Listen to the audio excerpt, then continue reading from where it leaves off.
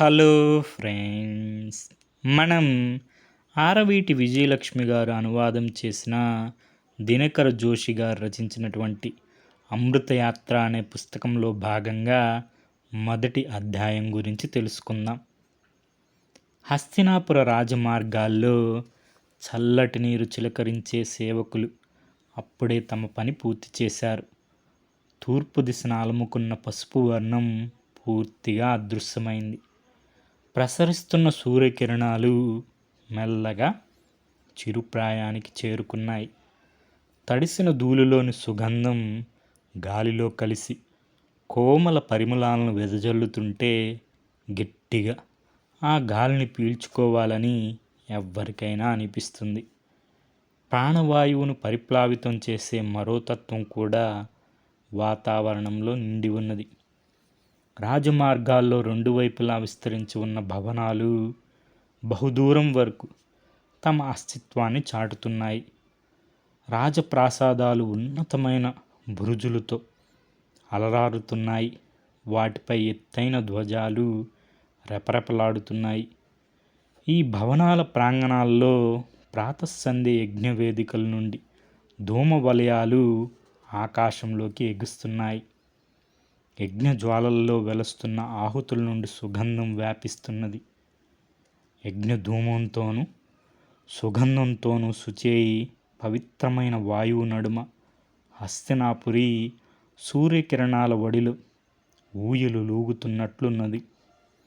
నగరానికి తూర్పు దిశనున్న సరిహద్దు గుండా ప్రవేశించి 4 అడుగులు వేయగానే రాజమార్గం నుంచి వేరవుతూ ఒక అందమైన కాలిబాట కనిపిస్తుంది. ఈ కాలిబాటలో ఓ ఇల్లు తపోవనంలాగా అనిపిస్తుంది.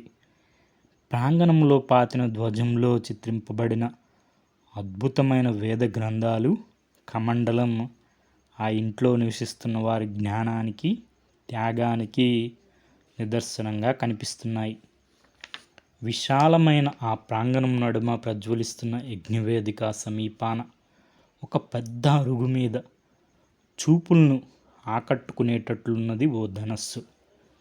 యజ్ఞవేదిక నుంచి వెలువడుతున్న ధూమర రేఖలతో పాటు ఈ ధనస్సుకు కూడా అప్పుడే పూజ జరిగినట్లు దానిపై ఉన్న పుష్ప అక్షితలు చెబుతున్నాయి. ఆ నివాసం ద్రోణాచార్యులు వారిది. ప్రాతస్సంధ్య ధనురార్చన ముగించి ఆచార్య ద్రోణుడు యథావిధిగా తన ఆసనం వైపుకు మళ్ళారు. యజ్ఞవేదికకు కొద్ది దూరంలో ఉన్న విశాల వృక్షం కింద ఎత్తైన ఆసనం మీద వ్యాఘ్ర చర్మం పరిచి పుత్రుడు అశ్వత్థామ తండ్రి ఆసీనుడయ్యేందుకు వేచి ఉన్నాడు. స్వాధ్యాయన గృహంలో కూర్చొని శిష్యగణం ప్రతిదినం ప్రాతకాల విద్యాధ్యయనానికి ఉద్యుక్తులవగానే ఇటు ద్రోణుడు ప్రాతస్సంధ్య పూర్తి చేస్తారు. సూర్యకిరణాలు పూర్తిగా వ్యాపించేంత వరకు స్వాధ్యాయన కక్షలో వేదాధ్యయనం జరుగుతుంది. వేదాధ్యయనం చివర శాంతి పఠనం ఉంటుంది. అటు పిమ్మట శిష్యులంతా బయటకు వచ్చి ఆరుబయట శస్త్రవిద్య అభ్యసిస్తారు. ఒకరు గజ విద్య, మరొకరు రథ విద్య, ఒకరు గదాయుద్ధం, మరొకరు ఖడ్గయుద్ధంలో నిపుణత పొందడానికి ఆచార్యుని వద్దకు వస్తారు. వారందరినీ చేరదీసి వారికి పుత్రవాత్సల్యం, స్నేహం పంచి ఇస్తూ అందరితో ఆయన విద్యాభ్యాసం చేయిస్తారు. ఈ శిష్య సమూహంలో ఎందరో రాజపుత్రులు ఉన్నారు. స్వేచ్ఛాయుతంగా శాస్త్రధర్మాన్ని స్వీకరించిన బ్రాహ్మణ కుమారులు ఉన్నారు. కురువంశానికి రాజగురువుగా నియమితులైన తరువాత ఆర్యవర్తంలో ద్రోణాచార్యులు వారి కీర్తి ప్రతిష్టలు మరింత పెరిగాయి. దీనికి తోడు వారి ప్రియశిష్యుడైన అర్జునుని నాయకత్వంలో కౌరవ పాండవులు కలిసి పాంచాల రాజైన ద్రుపదుడిని పరాభవించిన ఘట్టం ఉత్తరాపదంలో చిరస్థాయిగా నిలిచిపోయింది. ద్రోణుడు మెల్లగా స్థిరమైన అడుగులు వేస్తూ వ్యాఘ్ర చర్మం పరిచి ఉన్న తన ఆసనం వైపుకు నడిచారు. ఆసనాన్ని అంటుపెట్టుకుని ఉన్న అశ్వత్థామ శిరస్సు తనంతట తానుగా కిందకు వంగింది. ద్రోణుడు ఆసీనుడయ్యాడు. వాత్సల్యపూరిత దృక్కులతో పుత్రుని వైపు చూశారు. తిరిగి ఏదో మంత్రం ఉచ్చరిస్తూ కళ్ళు మూసుకున్నారు. తండ్రి నిశ్శబ్దాన్ని చీల్చుకుంటూ అశ్వత్థామ పిలుపు. ద్రోణుడు కళ్ళు తెరిచాడు. ఆ చూపులో ప్రశ్నార్థకం వ్యక్తమవుతున్నది. మామూలుగా ప్రతిరోజు ద్రోణుడు ఆసీనుడు కాగానే అశ్వత్థామ తన అధ్యయన గృహంలోకి వెళ్తాడు. ఇలా నిల్చొని ఉండడం ఇదే మొదటిసారి. ఆచార్యపుత్రుడి దృష్టి స్థిరంగా ఉంది. అశ్వత్థామ తామ్రవర్ణ దేహం అపార శక్తి సామర్థ్యాలతో పొంగులు పారుతున్నట్లున్నది. నీవేమైనా అడిగావా నాయనా? ద్రోణుడు మెల్లగా ప్రశ్నించారు. తండ్రి, మీరు నాకు ఓ సందేహాన్ని తీర్చాలని. సందేహమా? ద్రోణుడు నవ్వేశారు. అవును, నా మనస్సులో ఉదయించిన ఈ ప్రశ్నకు నాకింతవరకు సమాధానమే దొరకలేదు. ప్రశ్న పృష్ఠభూమి గంగోత్రి అంత పవిత్రమైనట్లయితే, అది ఉపనిషత్తుల కన్నా మహత్తరమైనదే అయితే చెప్పు. ద్రోణాచార్యుని పెదవులపై కించిత్ హాస్యం తొణికిసలాడింది. నా ఈ ప్రశ్న ఆ స్థాయికి చెందిందో కాదో నాకు తెలియదు. మీరు అనుమతిస్తే నా మనస్సులో మెదులుతున్న సందేహాన్ని మీకు వెల్లడిస్తాను తండ్రి. వత్సా, ఈ ప్రపంచంలో నాకు నిన్ను మించి మరొకటి ఏమీ లేదన్న విషయం నీకు బాగా తెలుసు. నీ మనస్సులో ఎన్నటికీ ఎటువంటి సమస్య ఎదురవ్వకూడదనే నా విద్యనంతా నీకు నేర్పించాను. క్షమించండి తండ్రి, నా సమస్య కూడా అదే. మధ్యలోనే అందుకున్నాడు అశ్వత్థామ. తన కుమారుడి నిర్భయ నైజం ద్రోణునికి తెలుసు. అయినా తన పుత్రుడు ఈరోజు ఈ విధంగా అధైర్యాన్ని ప్రదర్శించడం ఆయనకు సహజంగా అనిపించలేదు. సరే, నిస్సంకోచంగా అడుగు నాయన. తండ్రి, ఆర్యవర్తం యావత్తులోను ధనుర్విద్యలో మీకు సాటి మరొకరు లేరు. అటువంటి తమరే సకల విద్యను నాకు ధారపోశాను అని అన్నాడు అశ్వత్థామ. అవును నాయన, ఇది సత్యం. నారాయణాస్త్రం, బ్రహ్మాస్త్రం వంటి అమోఘమైన అస్త్రాలు ప్రయోగించే విద్యను కూడా నేను నీకు నేర్పించాను. కానీ బ్రహ్మశిర విద్య నాకు పూర్తిగా తెలియదు కదా తండ్రి? కాస్తంత జంకుతో అడిగాడు అశ్వత్థామ. మీ ప్రియశిష్యుడైన అర్జునుడు ఈ విద్యలో పూర్తిగా పారంగతుడు. అంతేకాదు, మీ గురుబంధువైన కర్ణుడు కూడా జామదగ్నేయ పరశురాముని వద్ద ఈ విద్యను గడించాడు. బ్రహ్మశిర విద్యలో పూర్తిగా ప్రావీణ్యం పొందకుండా ఆర్యవర్తంలో నేను అజేయుణ్ణి కాజాలను. ఆర్యవర్తంలో అర్జునుడు కర్ణుడే కాకుండా మరో వీరుడు కూడా ఉన్నాడు. ఆయన చేతిలో దర్భపుల్ల కూడా నారాయణాస్త్రం, బ్రహ్మాస్త్రం కంటే వేల రెట్ల శక్తిమంతం. ఆ అతి సామర్థ్య పురుషుని విద్య. నీవు కృష్ణుని గురించి చెప్తున్నావా పుత్ర? మధ్యలోనే అందుకున్నాడు ద్రోణుడు. అవును తండ్రి, కృష్ణు వైపు చూసినప్పుడల్లా ఆయన పాండిత్యం ముందు నేనేపాటి. నేనింకా ఎన్నో యోజనాల దూరంలో ఉన్నట్లు నాకు అనిపిస్తుంది. ఆచార్య ద్రోణుడు జాలిగాను కించిత్తు బాధగాను తన కొడుకు వైపు చూశారు. అర్జునునితోనూ కర్ణునితోనూ తను తాను పోల్చుకుంటూ ఉన్నాడు. అది కొంతవరకు శాంతవ్యం. కానీ ఇంకా ముందుకు వెళ్ళి కృష్ణునితోనే తన్ను తాను పోల్చుకుంటున్నాడు తన పుత్రుడు. ఇది ద్రోణుడికి సహించలేనంత బాధను కలిగించింది. అశ్వత్థామ, గంభీరంగా పలికింది ద్రోణుని కంఠం. కృష్ణుడు ఎటువంటి విద్యను ఆర్జించలేదు నాయన. ఆయనే అన్ని విద్యలకు కానాచి, గంగోత్రి వంటివారు. అర్జునుని కర్ణుని శ్రేణిలో ఆయన పేరు కూడా ఉచ్చరించలేరు. మీరు చెప్పిన సత్యాన్ని బట్టి కూడా అర్జునుడికి కర్ణుడికి సమానంగా కూడా నేను ఆర్యవర్తంలోనే సాటిలేని విద్యాపారంగతుడైన ఆచార్య ద్రోణుని పుత్రుణ్ణి ఇంతవరకు కాలేకపోయాను. ఈ నిజం నా హృదయాన్ని శూలంలా గాయపరుస్తున్నది. ద్రోణుడు కొంచెం ఆలోచనలో పడ్డాడు. తన పుత్రుడైన అశ్వత్థామకు విద్య నేర్పించడంలో తాను ఎటువంటి లోపం చేయలేదు. అయినా తన కొడుకు మనస్సులో కలుగుతున్న ఈ వేదన. వస్సా కొద్దిగా ఆగి అన్నాడు ద్రోణుడు. ధనుర్ధారి కానీ లేదా మరో శస్త్రధారి కానీ అతనికి గొప్పతనాన్ని ఆపాదించేది అతని అస్త్రం కాదు. అస్త్రం కేవలం ఒక సాధనమే. అతని గొప్పతనం అతని మనస్సులోని నిర్భయత్వం వల్లే లభిస్తుంది.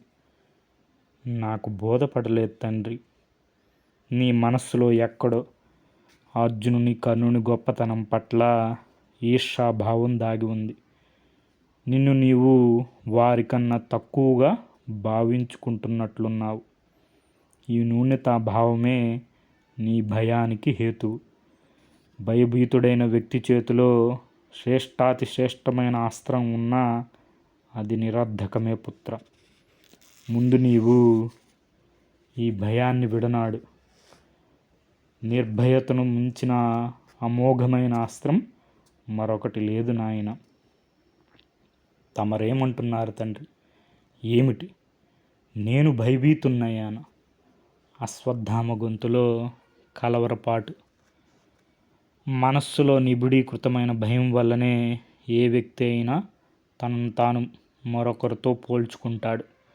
నీవు ఒక్కసారి ఆ భయం నుంచి ముక్తుడు అయ్యావంటే బ్రహ్మశిర విద్యను సునాయాసంగా త్రుటిలో నేర్చుకోగలవు. క్షమించండి తండ్రి.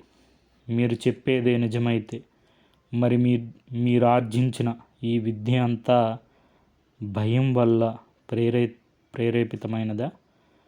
మహాముని భరద్వాజుని వద్ద, అగ్నివేశ మహర్షి వద్ద, పరశురాముని వద్ద కూడా అస్త్ర విద్యను అభ్యసించారని విన్నాను. మరి అదంతా కూడా భయం వల్లనేనా? లేదు, ఇది అసంభవం. ద్రోణాచార్యుని ముఖంలో చిరుదరహాసం. కానీ దాని వెనుక ఎంతో బాధ ఉంది. ఎక్కడో ఆకాశంలో దృష్టి నిలిచి ఉంది. కాసేపటి తర్వాత మెల్లగా అన్నారు. నాయనా, నీవు మంచి ప్రశ్నే వేశావు. ఎందుచేతనంటే ఇలాంటి ప్రశ్నల వల్లనే ఆత్మవిశ్లేషణ మొదలవుతుంది. మొట్టమొదట నా విద్యోపార్జన కేవలం బ్రాహ్మణ ధర్మంగా మాత్రమే మొదలైనప్పటికీ ఆ తర్వాత ద్రోణుడు కాస్తంత ఆగారు. ఆ తర్వాత ఏమైంది తండ్రి? ద్రోణుడి కళ్ళ ముందు తాను జమదగ్నిపుత్రుడు పరశురాముని వద్దకు వెళ్ళిన దృశ్యం నిలిచింది. పవిత్ర బ్రాహ్మణుడైన ద్రోణుడి కుటుంబం కఠిన దారిద్ర్యాన్ని అనుభవిస్తున్న రోజులవి. ఆ కఠోర దారిద్ర్యం ద్రోణుని సర్వస్వాన్ని అస్తవ్యస్తం చేసింది. పసిబాలుడైన అశ్వత్థామ కనీస అవసరాలు కూడా తీర్చలేని అసమర్థత. అటువంటి తరుణంలో పరశురాముడు తన ధన సంపదనంతా బ్రాహ్మణులకు దానమిచ్చి మరోమారు తపస్సు చేయడానికి హిమాలయాలకి వెళ్తున్నట్లు తెలియవచ్చింది. ఇది తెలిసిన ద్రోణుడు పరశురాముడే ధనం దానంగా ఇస్తున్నప్పుడు అది స్వీకరించి తాని దరిద్రం నుంచి ముక్తి పొందడంలో తప్పేముంది అనుకున్నారు. ఆ రోజు ధనాశతోనే ద్రోణుడు పరశురాముని వద్దకు వెళ్ళారు. పరశురాముడు బ్రాహ్మణుడైన ద్రోణుని సత్కరించి, బ్రాహ్మణోత్తమ, మీరు విచ్చేసిన గడియ ఎలాంటిదంటే నాకున్న సంపద యావత్తు దానంగా సమర్పించుకున్నాను. ఇక నా వద్ద ఒకే ఒక సంపద మిగిలి ఉంది అన్నారు. సరే, అదే నాకివ్వండి భార్గవ అన్నారు ద్రోణుడు. ఆయన కంఠంలో ఆకాంక్ష. ఈ సంపద సింహశీరం వంటిది బ్రాహ్మణ. దీన్ని స్వీకరించడానికి బంగారు పాత్రే కావాలి అన్నారు పరశురాముడు. జామదాగ్నేయ, నన్ను విశ్వసించండి. నేను భరద్వాజ మహర్షి పుత్రుణ్ణి. మీ సంపదను సురక్షితంగా కాపాడగలిగేంత స్వర్ణం నా వద్ద ఉన్నదో లేదో మీరే పరీక్షించండి గురువర్య. ఈ సంపద నీవు అనుకున్నట్లుగా భౌతికమైనది కాదు వత్స. ఇది నా ధనుర్విద్య, శాస్త్ర విద్యలో నా పాండిత్యం. సరే, అదే నాకు అప్పగించండి. నేను ఇక్కడకు ధనాశతోనే వచ్చాను, వట్టి చేతులతో తిరిగి వెళ్ళదలుచుకోలేదు. ఆ సమయంలో ద్రోణుని మనస్సులో మరో కోరిక కూడా ఉన్నది. పరశురాముడు తనకు ధనం ఇవ్వకపోయినా ఆయన వద్ద నుంచి ప్రాప్తించబోయే విద్య అపారమైన విలువ కలది. దానిని విక్రయించి తాను లాభార్జన గావింపలేకపోవచ్చు, కానీ అది తప్పకుండా తనకు ధనార్జనకు దోహదపడుతుంది. తన ఈ కోరికకు మూలం అశ్వత్థామే కదా. తన పుత్రుడైన అశ్వత్థామను ఈ కటిక దారిద్ర్యం నుంచి విముక్తిని చేసి ప్రేమానురాగాలతో పెంచి పోషించగలగాలి. ద్రోణుణ్ణి తన ఈ కోరికే ధనాపేక్ష వైపు ఆకర్షితుని చేసింది. నేడు ఆ అశ్వత్థామే తన తండ్రి ద్రోణునికి తిరిగి ఆ క్షణాలను గుర్తు చేసి బాధ కలిగించారు. తరువాత ఏమైంది తండ్రి? ద్రోణుణ్ణి మేల్కొలుపుతున్నట్లు అశ్వత్థామ మరోమారు అడిగారు. తరువాత జరిగిన దాన్ని, ఆ నిర్ణయాన్ని మనం కాలానికి వదిలేయడమే అన్ని విధాలా శ్రేయస్కరం వస్తాం. ద్రోణుడు ఆ విషయాన్ని అంతటితో పరిసమాప్తం చేస్తూ, కానీ శస్త్రవిద్యకు సంబంధించిన ఒక పరమ సత్యాన్ని ఎన్నటికీ మరవకూడదు నాయనా అన్నారు. ఏమిటది తండ్రి? నిస్వార్థ భావంతో దుష్టుణ్ణి ఎదుర్కొనేందుకు శస్త్రాన్ని ప్రయోగించడం అస్త్రధారుడైన వీరుని ధర్మం. అంతేకాని అస్త్రం ఆత్మరక్షణకే గాని ఆక్రమణకు ఉపయోగించరాదు. తండ్రి, మరొక కఠిన సమస్యను మీరు సృష్టిస్తున్నట్లు అనిపిస్తున్నది. ద్రోణుడు నవ్వాడు. ఆయనకు తన గతం గుర్తుకు వస్తున్నది. ఈ సమస్యకు పునాది వేరు అత్యాశ కాదు కదా అన్నారు. మీరు అత్యాశ అంటున్నది గొప్ప ఆకాంక్ష కూడా కావచ్చు. గొప్ప ఆకాంక్ష కలిగి ఉండడం నీచమైంది కాదు. వాంఛ కూడా ఈశ్వరదత్తమైన ఈ సృష్టిపై విశ్వాసమే తప్ప మరేమీ కాదు.